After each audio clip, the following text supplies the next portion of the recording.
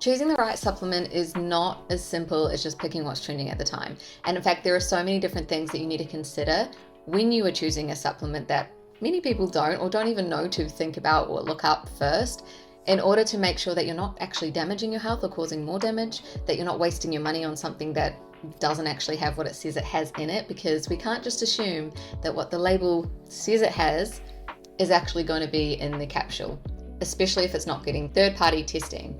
So that is what this video is going to be about. Now, we're not going to be talking about whether or not you should be taking supplements, because that is a whole nother video in itself, which I'll do eventually. But there is no blanket rule here. It's going to be different depending on your specific circumstances. So we're not speaking about that now, but I am going to help you make the best decision if you do decide that you want to take supplements. So things to look out for and consider. Right, but first, if you haven't already, please go ahead and like this video and subscribe to my channel. I have recently changed from the Balancing Nutrition channel to Renegade Dietitian, because there are some things that I will be sharing on here that are maybe off the beaten path of what a typical dietitian would say, and much more in line with how I am living my life nowadays and what I believe to be true. But wherever possible, I am always going to be using evidence-based science to back what I'm saying, unless I say that it's my specific opinion on something. But I also like to keep in mind the fact that, evidence and science is always the last thing to catch up to theories and ideas that people have. But without further ado, let's get into supplements. So one of the first things to look out for, obviously, is the brand in itself and the manufacturing processes that they have. Not all brands are transparent with where they get their ingredients from, their manufacturing processes, testing, and so on. So you want to make sure that the brand that you are choosing is open about those, is transparent, and they have a trail that you can actually access yourself to. Now, some of these brands will have, certificates like TGA certified or registered. That's the Australian one, or it could be USB or NSF, things like that. These help to certify things like purity, dosage, absence of contaminant, which are really important, but I wouldn't just rely on that to decide on whether you're going to go with that brand or not. So one of the key things to look out for is that the brand that you're buying your supplements from, they get third-party testing, meaning that ideally every single batch should be tested by a third party so that it's not biased, or as minimally biased as possible, to show that what they say they have in the supplement, they actually have in it, and to look out for any potentially harmful contaminants and chemicals. So the problem with a lot of the supplements on the market today, and why so many don't work and are a waste of money, is because they don't actually have what they say they have in it. And they've done so many random different spot tests on different brands over the years, and many have been found to not actually have what they say, either in the amount, the type, the form of it, or have been found to have, harmful things in there too. So third-party testing, honestly, I won't buy from a brand nowadays if they don't get this, and if they don't have a batch number where you can actually look that up and make sure that they're not just saying that they're getting third-party testing, right? Which would be illegal, but you always want to have some kind of trail that you can follow. And this isn't just for pill supplements either. This is for, greens powders, protein powders, all these kind of things. You want to make sure that they are having some kind of testing done there too, because it's really easy for these kind of things to become contaminated. Now, the second or third, one of those, thing I want to mention is the source of the ingredients in the supplement, because where the ingredients come from actually really matters, not just for quality, but also for effectiveness and sustainability. And it's not quite as simple as natural versus synthetic, because there are some synthetic forms that maybe are a little bit more stable or more readily absorbed versus the natural form. But, I do always try and say go natural when you can, but in this situation, it's not necessarily as black and white as that. So a great example of this is omega-3. So there are so many different forms or sources of omega-3 that you can get, like fish oil and krill oil. There's algae oil as well, and not all are equal. So one that I always like to go for, it's not necessarily the best, but my preferred source is fish oil, the triglyceride form, because this is much better absorbed in the body than the ethyl ester form. And that is actually typically found in the cheaper supplements. So if you're wondering why there's such huge price differences in a lot of omega-3 supplements, it could be the amount that's in there as well. But a lot of the cheaper end ones will have used the ethyl ester form of omega-3, which you can still absorb some of it, but it's not nearly as bioavailable as fish oil is in the triglyceride form. So I'll show you the one that I use. Now again, this is not to say that you should take this, and this is not sponsored at all. This is what I personally take based on my lifestyle, based on my diet, based on what I think I need. But I want to share it because it is, to me, a good brand of omega-3. So if anyone's looking for something like that, this is the one that I get. It is the Solga one. And this one here is the it's the double strength one, omega-3 700 milligrams with 600 milligrams EPA and DHA. You can get a triple strength one as well, but the reason that I use or get omega-3 in an isolated supplement, so not like a multivitamin where there's multiple things in there, is because I think we do need omega-3 in higher dosages, and a lot of us don't get enough in the diet, especially if you don't eat a lot of fish and nuts and seeds. And whilst I eat a lot of nuts and seeds, I don't eat much fish, and so this is probably one of my main sources of omega-3, and it also just has so many important functions in the body. So I like to have my omega-3 in an isolated supplement. That's not to say that you have to, but my personal preference is there. So there are also things like magnesium that come in different forms, and the different types of magnesium can have different purposes as well. So it's not just to say, it depends on why you're taking it. You've got to consider that as well. But for example, magnesium glycinate and citrate tend to have better absorption in the body compared to magnesium oxide or magnesium sulfate. And those last two can cause more digestive upsets too than the other ones. So the form of the supplement that you are getting also really matters, not just the price that's on it.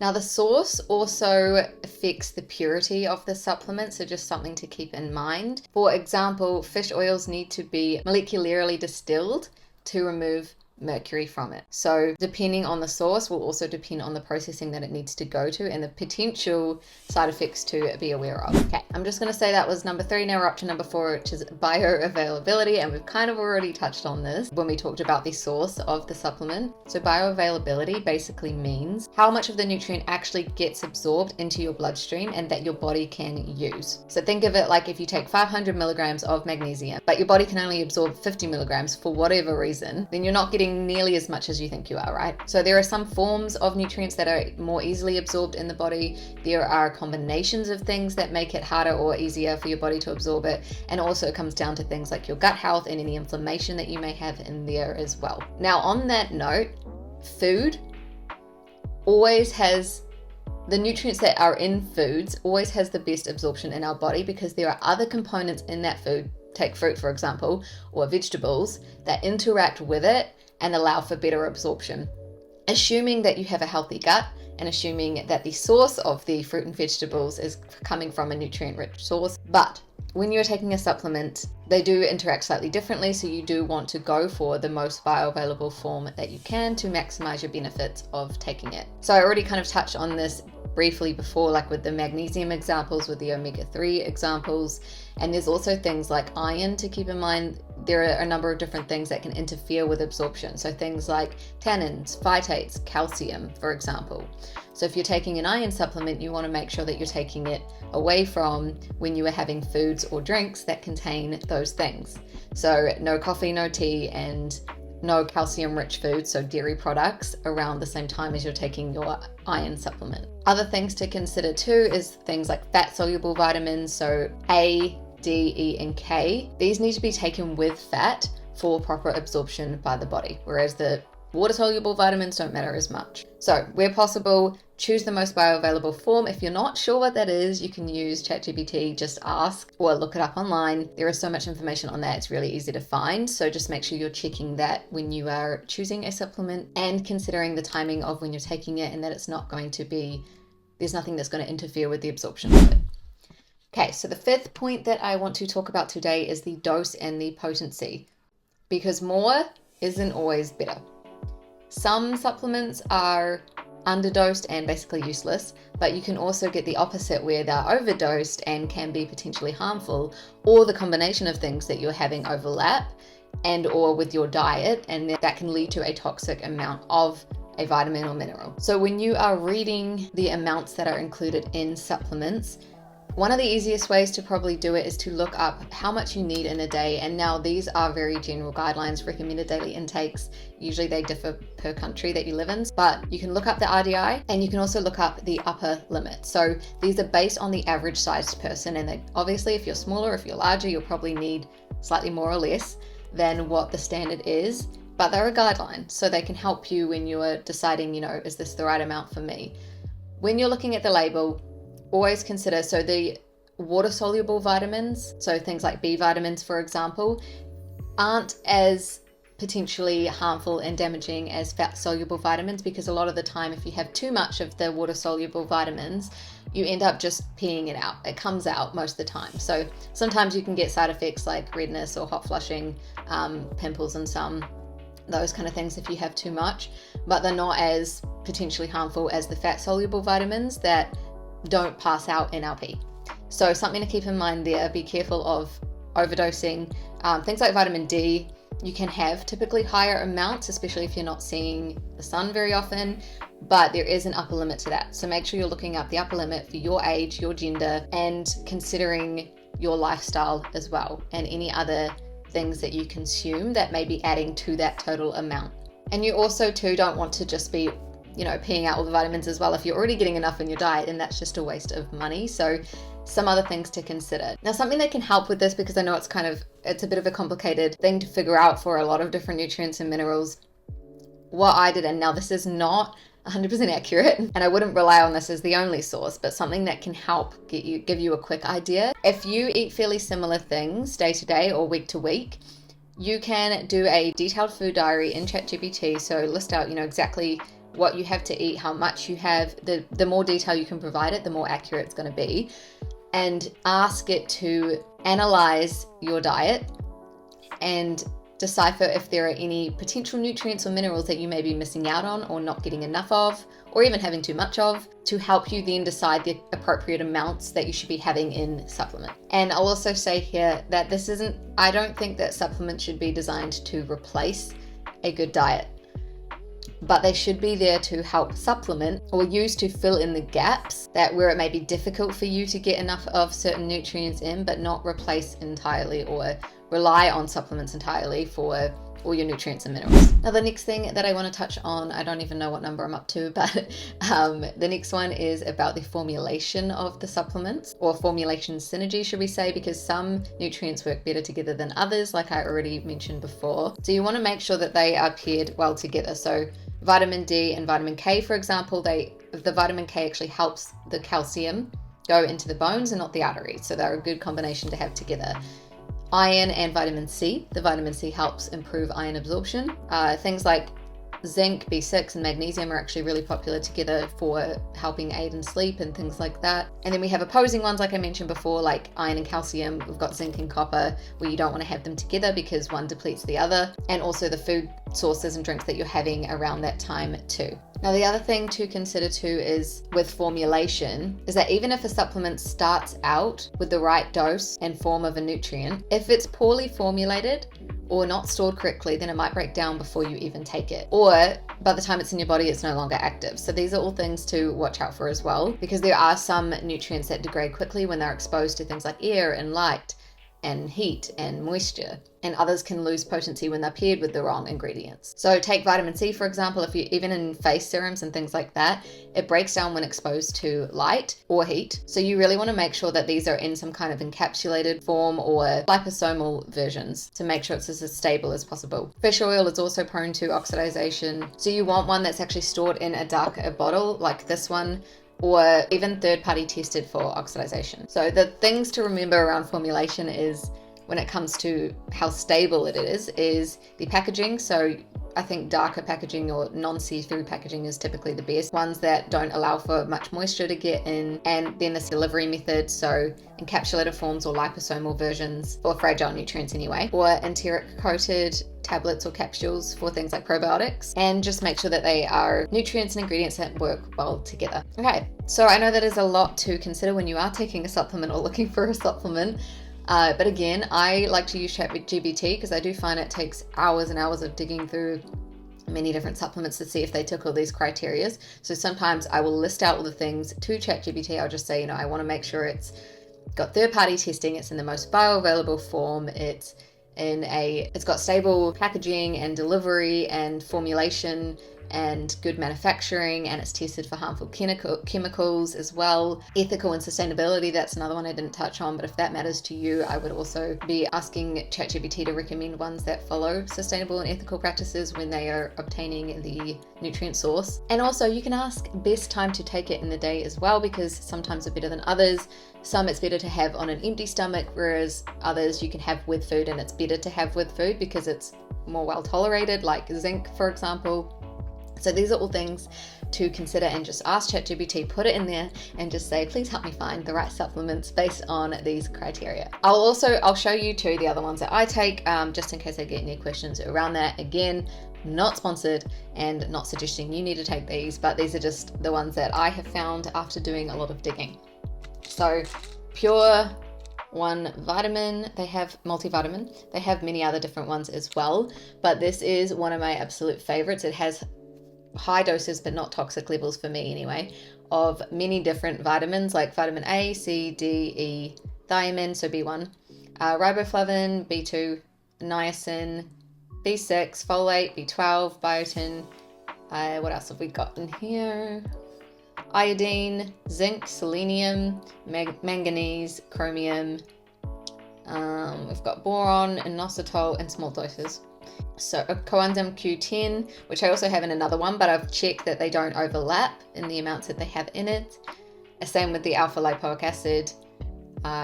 So those are the main ones in this. It meets all the criteria that I look for when I'm getting one, and this is kind of just like a supplement to my daily and weekly diet.